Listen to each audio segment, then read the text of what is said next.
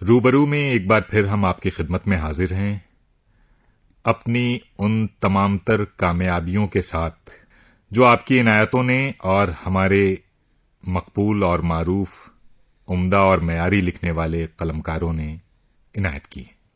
آج ہمارے ساتھ ادب کی ایک ایسی اہم اور معتبر شخصیت اسٹوڈیو میں تشریف فرما ہے جنہیں ہم پڑھتے اور سنتے آئے ہیں، جن کا لکھا ہوا ادب خواہ وہ فکشن ہو، تنقید ہو، ہمارے شعور میں اس طرح رچا بسا ہے کہ ان کی تمام تر باتیں پڑھتے ہوئے بھی اتنا ہی لطف دیتی تھیں، اتنا ہی علم سے سیراب کرتی تھیں جتنی ان سے ملاقات اور ان سے گفتگو کرتی ہے۔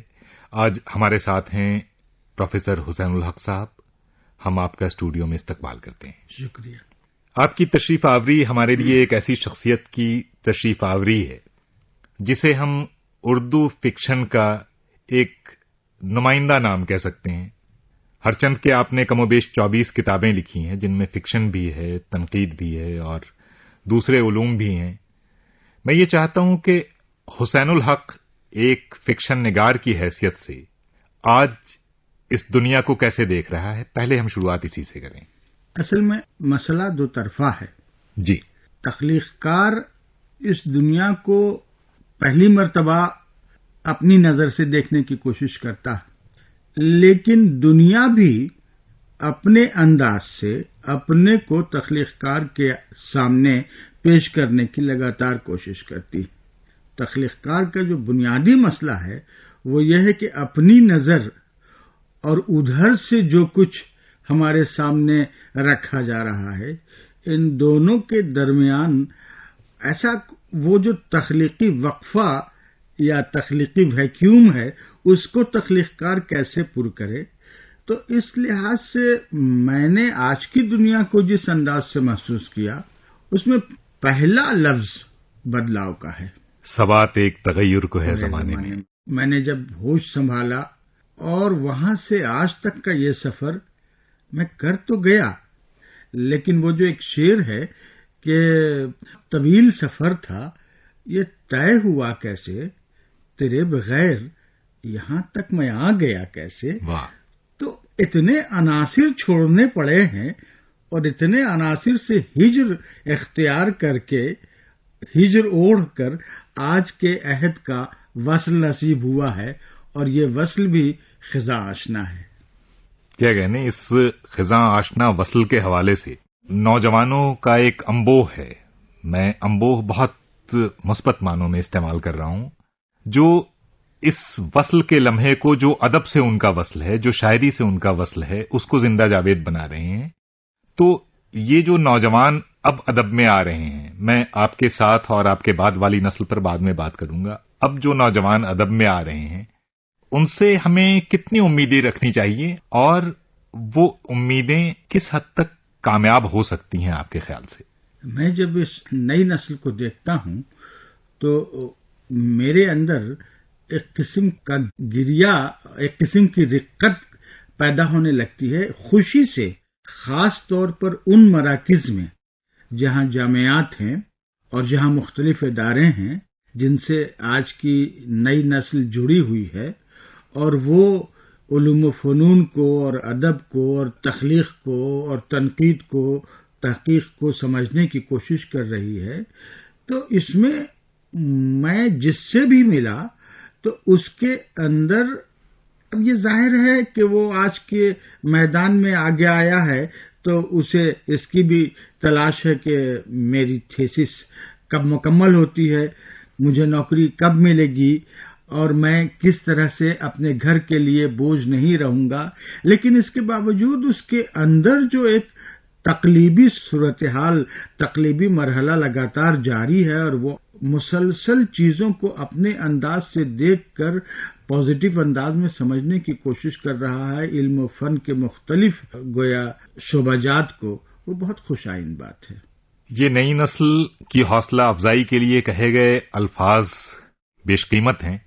ایک نسل جاتی ہے اور دوسری آتی ہے، ادب میں بھی یہ سفر چلتا رہتا ہے اور دنیا بھی اسی طرح سے، اسی انداز سے ڈھلتی رہتی ہے۔ آپ نے جب لکھنا شروع کیا اس وقت جو لوگ عروج پر تھے انہیں آپ نے دیکھا، سنا، پڑھا، تو آپ کو جو ترغیب ملی وہ اپنے پڑھے ہوئے ادب سے ملی، کسی شخصیت سے ملی، یا اس کے کچھ اور اسباب تھے؟ پہلی ترغیب تو شخصیات سے ملی. میں جس شہر کا رہنے والا ہوں، سہسرام کا، وہاں کی فضا ادبی اور شعری تھی، اور اس میں میرے والد نازش سہسرامی اور کیف سہسرامی اور مانوس سہسرامی اور محجور شمسی، یہ سب لوگ بڑے اچھے اور پائے کے شعراء میں تھے اور مشاعرے ہوتے تھے. تو ایک ذہنی فضا تو پہلے یہ بنی. اس کے بعد جب پٹنہ آئے تو علامہ جمیل مظہری، اختر الرینوی، سہیل عظیم آبادی، مورخ حسن عسکری اور قاضی عبدالودود، ان سے تو خیر کم رہا، اس لیے کہ تحقیق میرا شروع سے کوئی بہت پسندیدہ میدان نہیں رہا.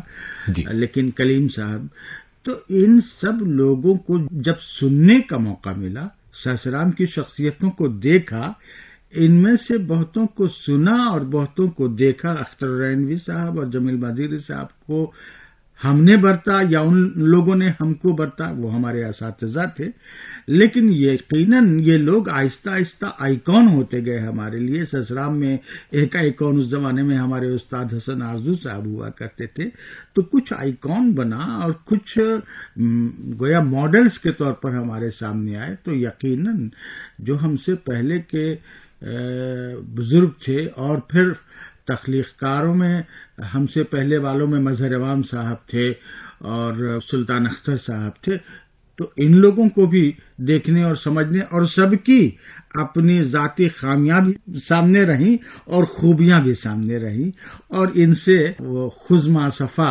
دا ما قدر، اچھا لے لو برا چھوڑ دو، حسب توفیق اس سے استفادہ ہوا. آپ نے جو کئی نام لیے جو ساسرام سے بھی منسوب ہیں، اور آپ کے پٹنہ منتقل کر جانے کے بعد پھر وہاں جو حضرات تھے، ان میں زیادہ تر نام شاعروں کے ہیں، اور شاعری ویسے بھی اردو والوں کا پہلا عشق ہے. تو آپ کی طبیعت فکشن کی طرف راغب ہوئی، اس کے پیچھے کیا وجوہات رہی ہوں گی؟ پہلی بات تو یہ عرض کر دوں کہ میں یہ مانتا ہوں کہ جسے شاعری کا علم نہیں ہے وہ پورا فنکار نہیں ہو سکتا. میرے نزدیک شاعری فکشن سے بڑی چیز ہے، باوجود اس کے کہ میں فکشن نگار ہوں، لیکن شاعری فکشن سے بڑی آپ لکھتے بھی رہے ہیں، آپ نے شاعری پر تنقید بھی لکھی ہے، اور آپ نے ان چیزوں کا ذکر کیا ہے. فکشن کی طرف جھکنے کا سبب ہوا ہمارا دوست شفق. میں ابھی ان کا نام لینا چاہ رہا تھا، لیکن میں چاہ رہا تھا یہ آپ کی زبان سے آئے. یہ اس کا دادی حال اور میرا نانی حال پڑوسی تھا، تو ہم دونوں دوست ہوئے. پھر وہ فکشن پر چیزیں لانے لگا، اور خاص طور پر جاسوسی دنیا اور رومانی دنیا. تو اس زمانے میں ہم لوگ 4 آنے پر لاتے تھے، اور 2 آنا وہ دیتا تھا، 2 آنا میں. ہاں، اس سے پہلے ایک بات اور بتا دوں. جی. ہمارے چھوٹے ماموں قسیم الدین احمد صاحب مرحوم، ان کی لائبریری میں جاسوسی دنیا کی کتابیں پڑی ہوئی تھیں.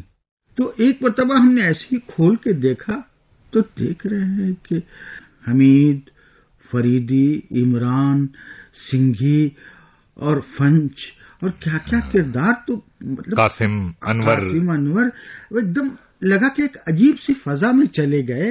اور اب میں چوری چوری ان کی الماری کھول کر وہ پڑھنے لگا. ادھر شفق کی بھی توجہ. نتیجہ یہ کہ ہم لوگ یہاں سے آہستہ آہستہ فکشن کی طرف آگے بڑھے ہیں. جی. یہ جو بنیاد ہے، یہ کئی اردو والوں نے، اردو کے مشاہیر نے یہ اعتراف کیا ہے کہ اردو میں ان کی دلچسپی بنیادی طور پر ابن صفی کو پڑھنے سے ہوئی. تو واقعی یہ ایک ایسا معاملہ ہے جو کم و بیش اس زمانے کے تمام لوگوں نے اسے پڑھا اور محسوس کیا کہ ابن صفی کی تحریروں میں وہ دلکشی ہوتی تھی، اور قارئین کو باندھے رکھنے کی جو صلاحیت ہوتی ہے، ریڈیبلٹی جسے ہم کہتے ہیں، وہ ان کے ہاں اتنی تھی کہ ایک روز میں کئی بار 2-3 ناول تو میں خود بھی پڑھ لیتا تھا. تو یہ جو فکشن کی طرف آپ کا ذہن بنا، اور شفق صاحب کا آپ نے ذکر کیا، انہوں نے بہت عمدہ افسانے بھی لکھے. کانچ کا بازیگر سے وہ کافی جانے جاتے تھے. اس کے بعد بھی افسانے میں اس زمانے میں آپ کے اور بھی بہت سارے بڑے نام تھے. تو ان بڑے ناموں میں کون سا بڑا نام ہے جو اگر میں کہوں کہ آپ اس ایک نام کے حوالے سے اگر اس عہد کو چاہیں کہ جانا جائے تو وہ نام کون سا ہو سکتا ہے؟ یعنی بھائی مجھے ایک ہی نام اس نے مبہوت کیا، راجندر سنگھ بیدی جی۔ بعد میں منٹو کو میں نے پڑھا، لیکن بیدی کے اسلوب نے، بیدی کے بیانیہ نے جب طرح سے باندھا۔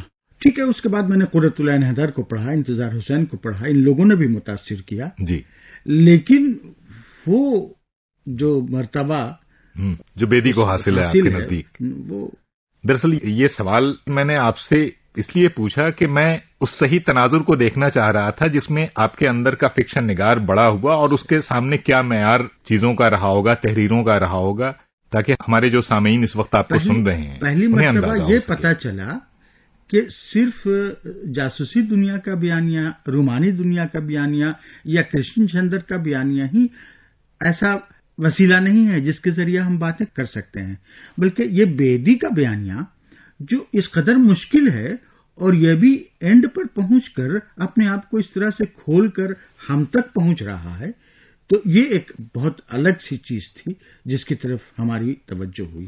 جی، ابھی جو لوگ لکھ رہے ہیں آپ کے معاصرین میں، آپ انہیں کہہ لیں، آپ سے جونیئر ہیں، جو بھی ہیں، ان میں ایک کئی بار ان کی ترجیحات میں ایک عجب سا تذبذب دیکھنے کو ملتا ہے۔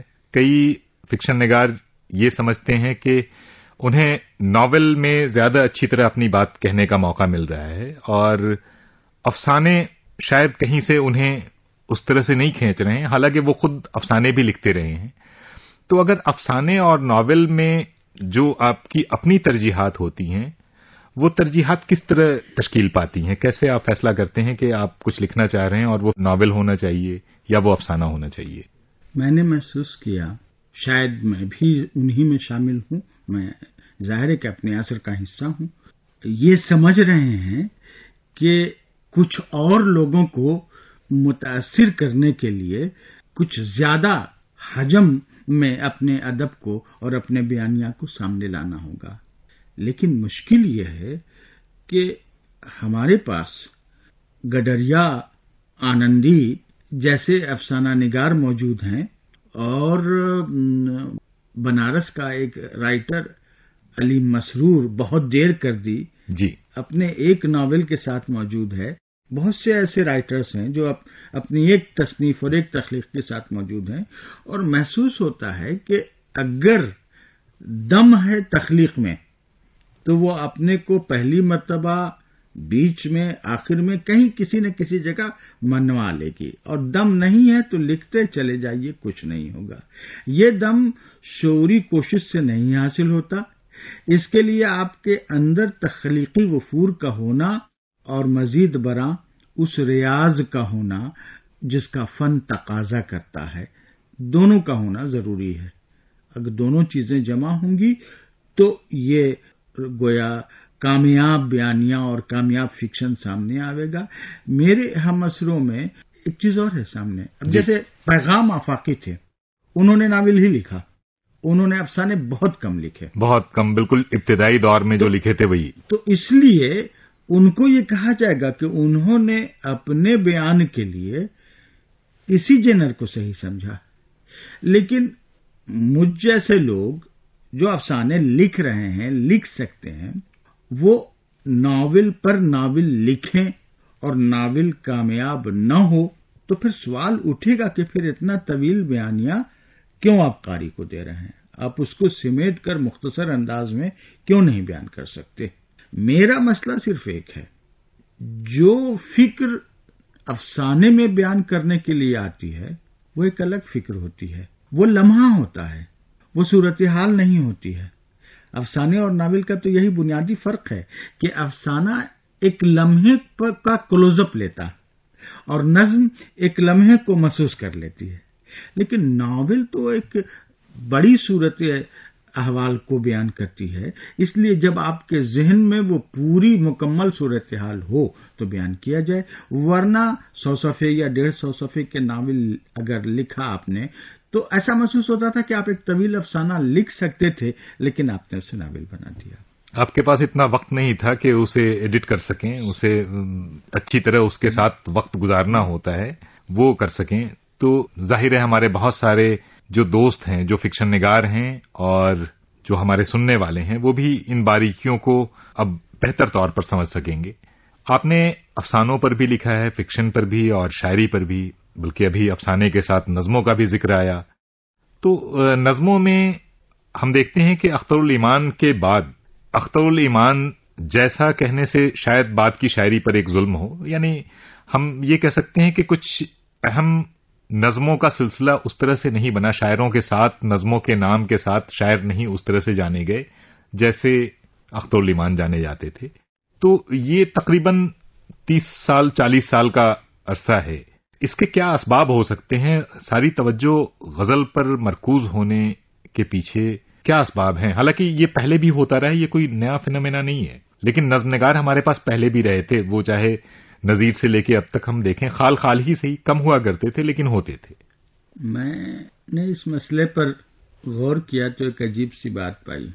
آزادی کے بعد ہندوستان میں، اور جو لوگ ہندوستان میں نہیں رہے مہاجر کہلائے، جی، شاعری دونوں طرف ہوتی رہی. عام طور پر یہ بات اب تک کہی جاتی ہے کہ وہاں اچھی شاعری ہوتی ہے، وہاں اچھی غزل کہی جاتی ہے. تو اس کی بنیادی وجہ تو یہ ہے کہ جو تڑپ وہاں ہے مٹی کی محبت میں قرض چکانے کی وجہ سے یا نہ چکانے کی وجہ سے، تو وہ ان کو تڑپاتی رہتی ہے.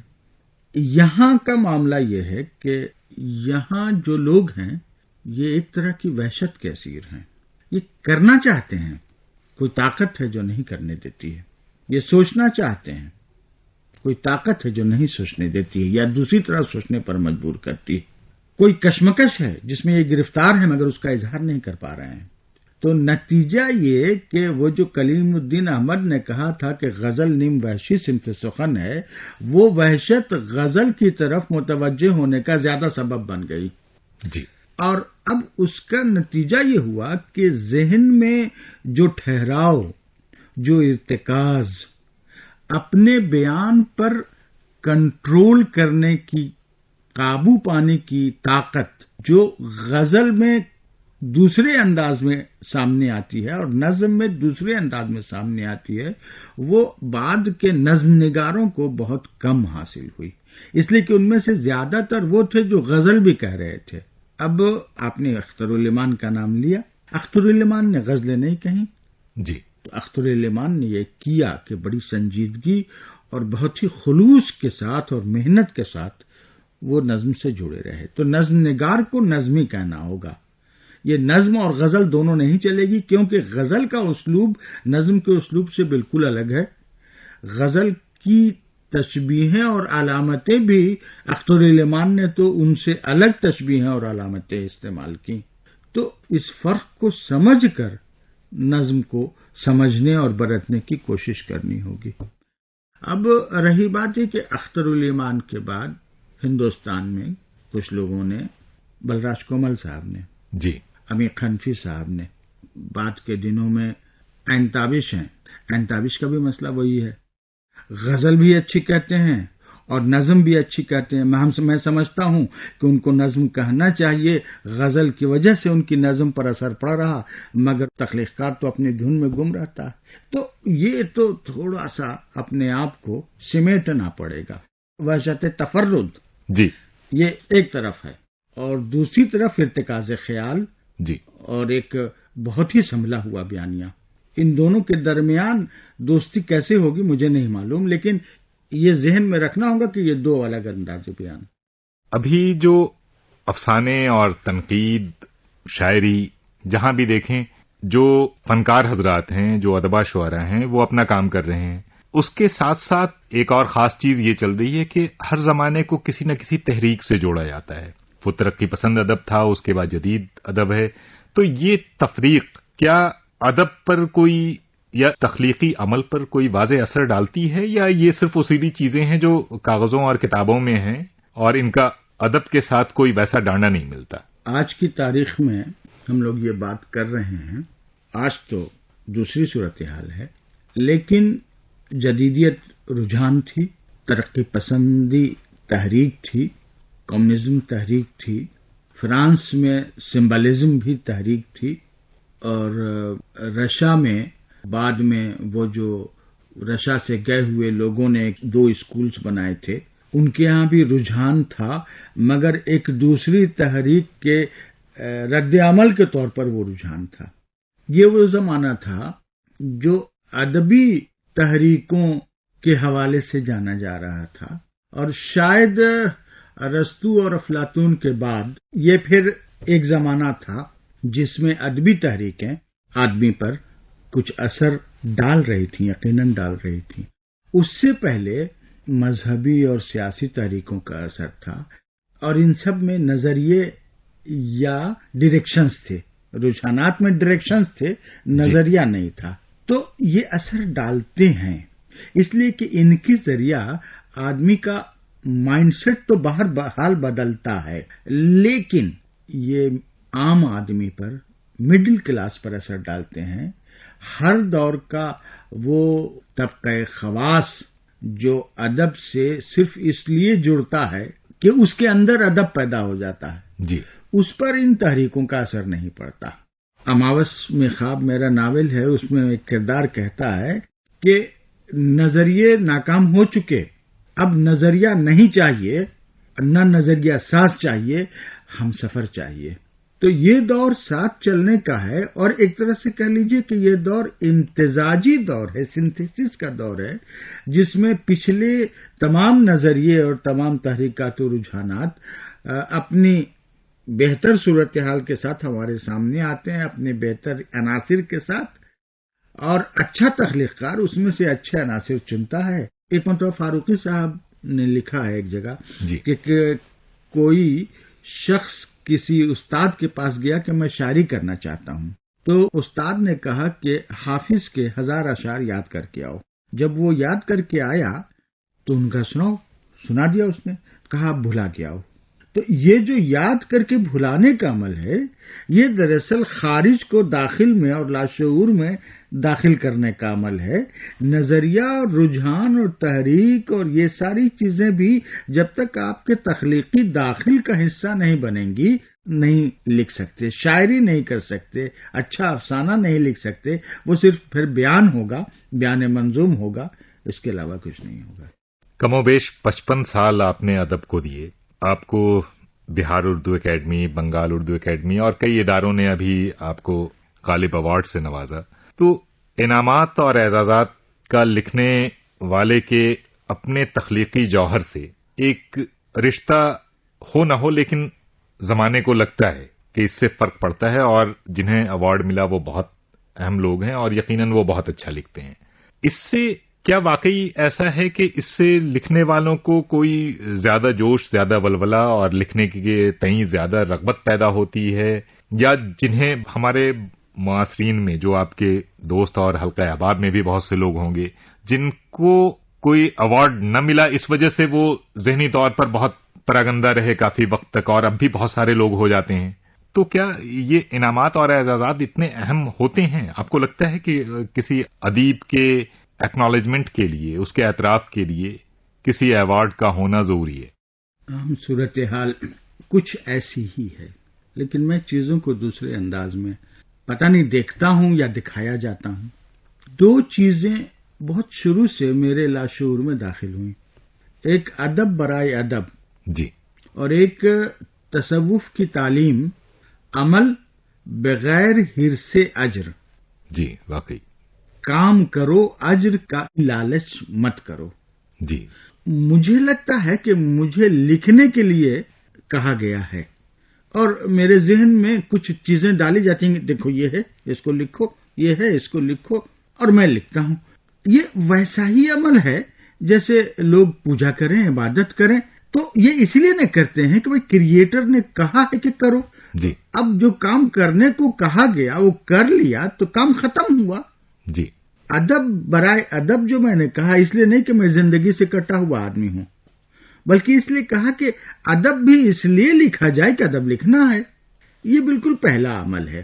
اس کے بعد ہم نے اپنے آپ کو اس پر مطمئن کر رکھا ہے، اور مطمئن ہونا چاہیے کہ ایک اچھا افسانہ اور ایک اچھی نظم ہو گئی تو گویا زندگی کا وہ لمحہ کامیاب ہو گیا، ہمیں کہیے کہ جنت مل گئی۔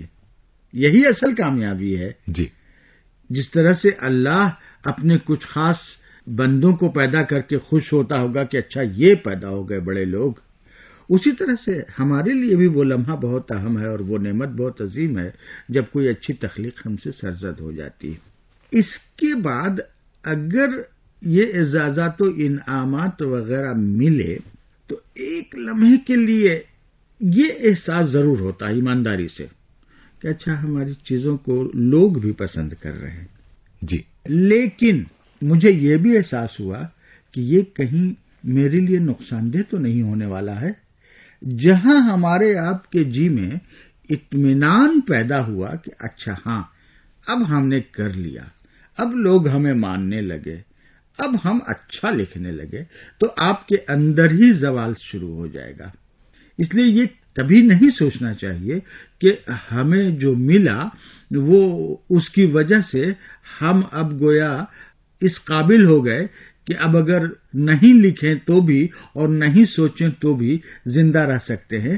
جب تک ہم زندہ ہیں ہم کو سوچنا ہے اور سوچنے کے بعد اس کا اظہار کرنا ہے، اس لیے کہ ہم پر تو یہی القاء ہوا ہے، ہمارے بقول مجروح سلطان پوری یہی وحی الہی ہمارے دل پہ اتری ہے کہ تم کو ہم نے اسی لیے نازل کیا ہے کہ دیکھو، سوچو اور اظہار کرو۔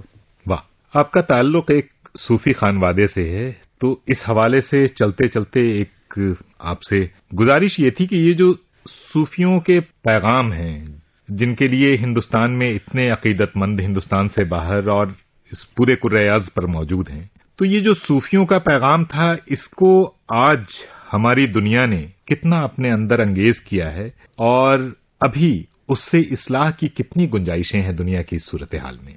دنیا نے تو اس کو بہت اپنایا۔ جی، میں تصوف کو ذرا دوسرے انداز سے سمجھتا ہوں۔ ابھی آج کا تصوف، آج کی مسٹیسزم، آج کا سنت واد یہ ہے کہ آپ اگر مسلمان صوفی ہیں تو بہت اچھے مسلمان بن جائیے، آپ اگر ہندو سادھو ہیں، سنت ہیں تو بہت اچھے ہندو بن جائیے۔ میں نہیں سمجھتا کہ یہ تصوف ہے۔ میں سمجھتا ہوں کہ تصوف تمام مذاہب کا عطر ہے۔ ہر مذہب کی اچھی بات لے کر ایک انسٹیٹیوشن خود بخود کھڑا ہو گیا اور وہ تصوف ہے، اور اس انسٹیٹیوشن نے کیا بڑا کام کیا اس کا ایک نمونہ سکھ مذہب ہے۔ جی، یعنی آدی گرو گرنتھ میں جی، حضرت بابا فرید گنج شکر کی کافیاں بھی شامل ہیں اور کون فقیر بھی ہیں۔ جی، اور کہا جاتا ہے کہ یہ جو امرتسر میں گرودوارا ہے اس کا سنگ بنیاد حضرت میاں میر قادری نے رکھا تھا۔ تو ایک ایسا مذہب جس کے بزرگوں میں مسلمان بھی ہیں اور ہندو بھی، یہ تو تصوف کا دیا ہوا ہے۔ یہ کمال ہے تصوف کا، اور شاید تصوف اسی انداز میں آگے بڑھنا چاہ رہا تھا کہ سب ایک ساتھ آ جائیں۔ بے شک، بہت عمدہ پیغام آپ کی شخصیت کے حوالے سے، آپ کی فکر کے حوالے سے اور اس ادب کے حوالے سے جو ہم پڑھتے ہیں اور آپ کے قلم سے جس کا نزول ہوا۔ ہم آپ کے بہت شکر گزار ہیں کہ آج آپ نے ہمیں اپنا بیش قیمت وقت عطا کیا۔ پھر ملیں گے۔ شکریہ۔